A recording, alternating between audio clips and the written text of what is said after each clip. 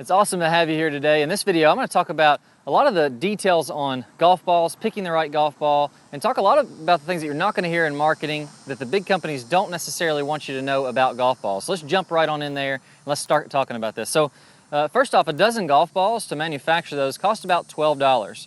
So if you're going for a Titleist golf ball, a TaylorMade golf ball, a Callaway, whatever your favorite golf ball brand is, it's going to be roughly the same because they're really using the same materials, or pretty much the same materials if you're buying those high-end golf ball brands. So they all have good quality control, and to be honest, there's really just not a lot of difference between them. The golf balls are very similar to each other. So if you take a look at these charts, I'm going to show you a couple pieces of research here.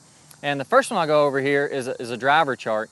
And you're going to see that it has all the different golf balls from different manufacturers. And you're going to see that the spin rates are pretty similar. So if you look from left to right, I believe it is on the bottom, you'll see the spin rates, not a ton of difference on there when we're talking about driver. And if you look at the launch angle, it's less than a degree difference between all the different brands. So this is not my opinion. This is not asking one person and the next person. This is saying, let's take a robot, let's have him hit these golf shots, and let's measure and see what happens to see the real performance of the golf ball. So with a driver, all the golf balls are very, very similar. Now, when you go into short game shots, that's what we'll talk about more. That's when you're going to see a lot of the differences. And we'll show you a chart here later how the spin differences can really vary between the types of golf ball, especially going between cheaper Surlyn golf balls and more expensive golf balls. But the first thing to know is the manufacturing process. There's not one golf ball that a company spends 2-3 times more money on that's an ultra premium golf ball. They're all making really good golf balls. The quality control is good. So it really just comes down to picking the one that you like the best, and most specifically, you like best around the greens. One of the golf balls I think is really cool is the Snell golf ball. This is a guy named Dean Snell. He worked with Titleist, came up with the original Pro V, worked with TaylorMade, came up with the Penta, a lot of good TaylorMade golf balls. So he's really been developing golf balls for high-end golf ball companies for a long time. The last couple of years, he started his own company called Snell. I play the MTB Black is the ones that I really like. I am a little bit biased. I'll tell you, he sends us free golf balls, but the reason that I reached out to him is because I tried some of these, and these things are dead on your Titleist Pro Vs. They're dead on your TaylorMade TP5X. I mean, they're very, very similar to that. So if you're looking at what are the differences in golf balls, the main thing is when we're talking about a Surlyn golf ball, which is the outer coating of the golf ball, versus a urethane golf ball. So this outer coating on the golf ball, what they do with this is they break it down into multiple layers. So if you take a slice of this golf ball, and I'll show you a close-up of this, you're going to notice the outer coating that's in white. That's your cover, and that's where it's going to be the different material. So a urethane golf ball, what this outer cover is, they can make that soft, and then they can put various different layers inside this golf ball to change the performance on that. Now, with a urethane golf ball, this outer coating they make soft, the inner coating, let's just talk about the core, the big piece in the middle, they make that pretty soft also. So what happens is when you hit this golf ball, it compresses the golf ball about 1/3 of the thickness of this golf ball with your driver. So you make a swing, it smashes that driver in, or smashes this golf ball in. If you look at your face after you hit a golf ball, you'll notice sometimes it has a pretty big mark on there. That's because it's smushing into this golf ball. So it's taking the soft outer core, it's smushing against the soft inner core, and that actually helps to decrease the spin. So with a driver, you really want low spin shots. Just like that chart we saw earlier, all the drivers have about the same spin rate on them, roughly the same spin rate. So with a urethane golf ball, they make a soft outer core, a soft inner core, low spin shot. With a Surlyn golf ball, the cheaper golf balls, the ones that you buy for $10, $15, $20, they still have this soft outer core and soft inner core, but they don't have these other layers in there. So they spin low on the driver, but when you get to the wedges, they're also not spinning very much on the wedges. Now with your higher end golf balls, your Pro Vs, your TP5X, your Snell golf balls, what's happening here is they're putting these other layers between the core and the outer layer, and these are actually harder. So the second layer between the outside, the next layer in is actually a harder layer, and what happens is when you're hitting a wedge shot and you're not compressing the full golf ball, you're just barely compressing this golf ball, what you do, instead of compressing the outer layer against the core to get low spin, you compress the outer layer against the next layer. Now that next layer is hard. Imagine your wedge hitting something really soft and that being smushed up against something really hard. Well, that's going to really bite extra, and it's going to create more backspin on the shot. So when you're buying a premium golf ball, that's what you're paying for. We saw on the driver, they're all the same. If you take a look at this wedge chart, what you're actually going to see is on one half of the chart, you have all these groupings of premium golf balls. Those are your golf balls that are higher price golf balls. If you look in the middle of the chart, you're going to see kind of a mid-range golf ball. You'll see that you lose some spin and you start to, the launch goes up a little bit higher when we're talking about these short wedge shots. So this is just for wedge shots when we're doing this. And then you'll notice on the far left of the chart, you're going to see that's the least amount of spin. Those are the cheapest golf balls. This is where you really see the difference in golf balls. Now, Snell, you'll notice it's sitting right in the middle of those high-performance golf balls, but the price of a Snell is $32 a dozen versus paying $47, $48, whatever normal price golf balls are from Titleist and TaylorMade. Now, what I'm not saying is these Snell golf balls really aren't going to be much different than your other premium golf balls. I'm not saying these are some magic golf ball that's going to be fantastic. What I'm saying is they're daggone near exactly the same as all the premium golf balls.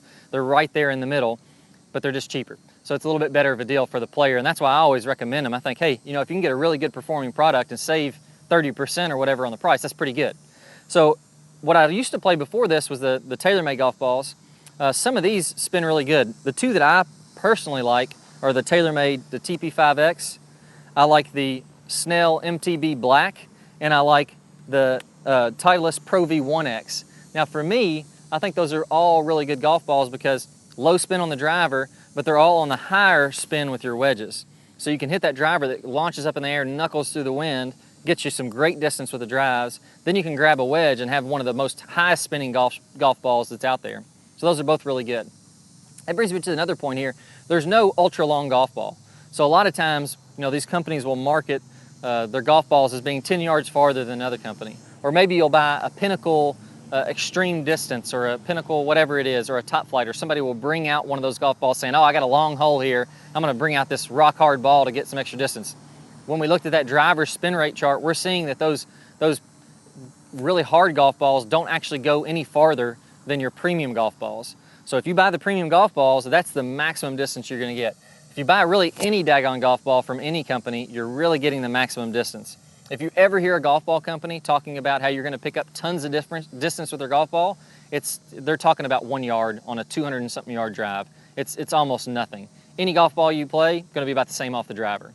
One of the other things is they'll oftentimes name these to try to trick you. So we talked about how premium golf balls get the spin with the wedges and they decrease the spin with the driver. Cheaper golf balls, same with the driver, but on the wedges they don't have any spin. Now they'll try to trick you with this by saying, you know, naming these soft and super soft and ultra soft and high spin when they're talking about the cheaper golf balls. Those $15 a dozen, $20 a dozen golf balls, those are not going to spin. They're not going to spin anywhere near what the premium golf balls are going to spin. So it doesn't matter if the name is soft, super soft, spin, whatever it is, that's all just marketing to try to get you to try that golf ball at a cheaper price. So it's not really going to work that well for you. Lower compression. Whenever you drop the compression, this is kind of a myth that I've heard out there, and one of the things that they'll use to try to market this to you, they'll say that if you're a slower swing speed player, I'm going to lower the compression of the golf ball and that's going to help you to get all this crazy distance. Well, in reality, not really going to get much distance. If we're talking about a 200, 250 yard drive, you're going to get maybe, or let's say it's a 200 yard drive, you're maybe going to get 1 more mile or 1 more yard of distance, 2 more yards of distance. It's not really enough to notice. Again, when you're talking driver, any golf ball is going to do. When you drop that compression down though, what that does is that makes it tricky to get the ball to perform correctly around the greens. So we have these different layers specifically designed to perform in different ways. And if we drop the compression really low to market this as a longer golf ball for slower swing speed players, it's not going to perform around the greens. So it's not saying that low compression is good or bad. I just don't think it makes much difference, and the robot testing shows it doesn't make much difference either. It's just pure marketing stuff.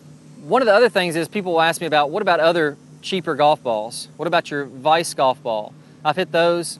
I don't think the quality control on the Vice golf balls is up to the standards of what you would see with a Titleist Pro VX, a TaylorMade golf ball, a Snell MTB golf ball. I really think that those, when I hit those, the performance is much more consistent than what I see with some of these other brands. You may have even heard the Kirkland golf ball from Costco. That was a really good golf ball. What that actually is, that's a design from an old TaylorMade golf ball. So they just took the exact formula from an older TaylorMade golf ball and copied it, and that's why you don't see them anymore, because they're not able to produce those. They got in a big lawsuit with it and that kind of stuff. So those are completely fine, but you just can't really find them. And you know, if you do, you have to pay normal prices for the golf ball. They're not any better than any of these normal golf balls that you can buy that I'm talking about here today. One interesting fact here is when we're playing in the cold, I thought this is a great point to bring up. And a lot of times players will go out and they'll buy these premium golf balls and they'll be playing in the middle of the winter and spending a lot of money on these golf balls when they're really not going to perform that great in the winter anyways. Now, we talked about how when you hit a golf ball, it's going to compress this golf ball. Well, when the golf ball gets really cold, let's say it's 40 degrees outside, this ball hardens up a little bit. It's not going to compress. It's not as elastic. It's not going to really jump off the face as much, and you're going to lose some distance, probably 10 or 15 yards shorter than when you're playing and it's 70 or 80 degrees outside, which is how the golf ball is designed to do it. So make sure if you are playing in the winter, keep the golf balls in your house, keep them warm. If you keep them outside in your garage, they're going to start out cold. If you keep them warm, you're going to get that performance at least for 9 holes. If you really want to get crazy with it, put a couple golf balls in the pro shop, pick those up at the turn, you'll be playing with fresh golf balls the entire time. So those are some of the myths that I see out there. Those are some of the things, some of the tricks that I think golf ball manufacturers are doing to try to get you to purchase a particular golf ball over another one. When we look at these charts, we're seeing that they're much more consistent as long as we're buying the right, correct type of golf ball for our game. I don't believe that it's important to buy a high-end urethane $40 to $50 a dozen golf ball if we're a beginning golfer. The performance is so small, when we look at these charts, it's not very much difference. If you really care about getting the best performance though, I'd absolutely go with one of those high-performing golf balls. Remember with the driver, if we want to simplify this down, just a couple key bullet points. With the driver, there's no difference. Play any golf ball, they're all relatively the same. Maybe you could make a 100 RPMs difference, but it's not going to really matter much in your game. So the driver, forget about it. Any golf ball that's manufactured by a reputable brand, it's going to be good. Wedges, that's where you really notice the difference. If you want that elite wedge performance, you're going to want to go with a higher end golf ball that's a urethane cover. That's what's going to allow it to bite against that second layer, these multi-layers in here, and get a lot of spin. And then lastly, I prefer the Snell golf ball because it's not because it's better than everything else out there and it's some magic golf ball. It's the same as everything out there, just 18, 20 bucks cheaper. So what do you need to do from here? We talked about how a lot of these golf balls perform very similarly. If you're buying a premium golf ball, you're going to get premium performance. But here's the problem that we still have. If you come down and you hit this golf ball and you hit it thin and it sculls over the green, doesn't matter what kind of golf ball we're playing with, it's not going to be a good shot. We're really going to struggle. If we come down and chunk 4 or 5 inches behind this golf ball, we're going to get mud and dirt and everything between the face and the golf ball, and it's going to dribble 10 or 15 feet. The number one thing that we can work on to get the best performance out of these golf balls is to make a clean ball first contact and then have the divot after the ball.